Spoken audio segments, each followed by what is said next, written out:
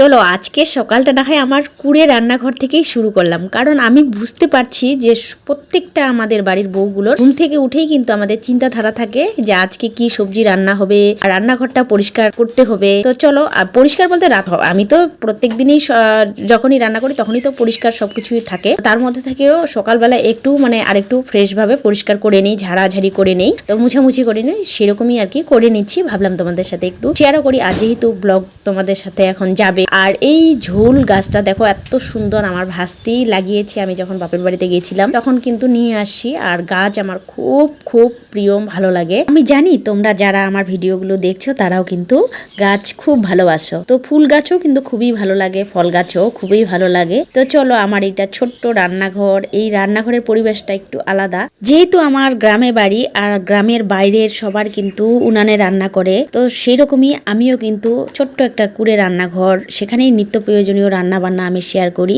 আর আমার কিন্তু বাইরের পরিবেশে রান্না বান্না করলে অতটা আমার রান্নাঘরের আমার যে আলাদা একটা রান্নাঘর আছে সেটা কিন্তু পরিষ্কার, অনেকটাই পরিষ্কার থাকে। তাই বিশেষ করে আবার আমার এখানে রান্না করতে খুবই ভালো লাগে। আর আমার পছন্দের জায়গা এটা, একটা শান্তির নীড় বলতে পারো। নিজের পছন্দ তোমাদের দাদাভাইকে বলেছি যে আমার একটা ছোট্ট কুড়ে রান্নাঘর তৈরি করে দিও, আর আমি রান্না বান্নাগুলো শেয়ার করি আর কি। তো এখানে গাছগুলো আমার খুবই প্রিয়, তোমরা জানোই। তো সেই গাছগুলোতে প্রায় টবে লাগালে কিন্তু প্রায় মরে মরে যায়, এরকম হয়ে যায়। তো সেগুলোতে একটু জল দিলাম গাছগুলো জিন্দা থাকার জন্য আর কি, আর দেখতেও ভালো লাগে, সরাসরি করি তো তাই। তারপর কিন্তু বাড়ির বাসি কাজগুলো সেরে তারপর একদম চলে আসলাম মাঠে। আর মাঠে দেখো আমাদের বড় বড় ডাটা, তোমরা যে যাই বলো না কেন, তো সেটাই কিন্তু একটা বড় সাইজে নিয়ে আসলাম। আর আজকে চিকেন কষা বানাবো। তো চিকেন কষা বলতে আমি প্রথমে পেঁয়াজ টিয়াজ যা আছে সবগুলো নিয়ে মেখে ঠেকে তারপর রান্না করেছি অন্যভাবে। যদি তোমরা দেখতে চাও অবশ্যই তোমাদের সাথে শেয়ার করব, কিন্তু খেতে বন্ধুরা কি বলবো, দুর্দান্ত স্বাদের হয়েছে। তোমাদেরকে বলবো অবশ্যই ট্রাই করতে। আর ভয়েসটা পরে আমি দেখলাম যে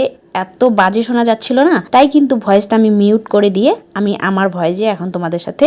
আর এটা হলো আমার যা, সেম ভাবে আমরা কিন্তু ইউটিউবে সেই প্রথম থেকেই দুইজনে শুরু করেছি, আজও আছি একসাথেই। তো দিদির ববিতা লাইফস্টাইল তোমরা দেখেছো হয়তো অনেকেই, তো ওটা নিয়ে গল্প করছি আর তোমাদের সাথেও কিন্তু শেয়ার করছি। তো চলো বন্ধুরা, আজকের ভিডিওটা তোমাদের কেমন লাগছে অবশ্যই জানাবে। যদিও তোমাদের সাথে দীর্ঘ প্রায় এই চ্যানেলে দীর্ঘ 2 থেকে 3 বছর তো হয়েই যাবে, ওর ভালোভাবে ভিডিও ছাড়ার চেষ্টা করব। তোমরা কে কেমন আছো অবশ্যই জানিও। আর দেখো চিকেনের কালারটা জাস্ট দুর্দান্ত, তোমাদেরকে বলবো ডাটা দিয়ে অবশ্যই খাবে। আর রেসিপিটা পুরোপুরি তোমাদের সাথে শেয়ার করতে পারলাম না। তারপর দেখো ছেলেকে নিতে এসেছি গাড়িতে, ও আসবে মেন রোডে, আর আমি এখানে বাইরে অপেক্ষায় আছি।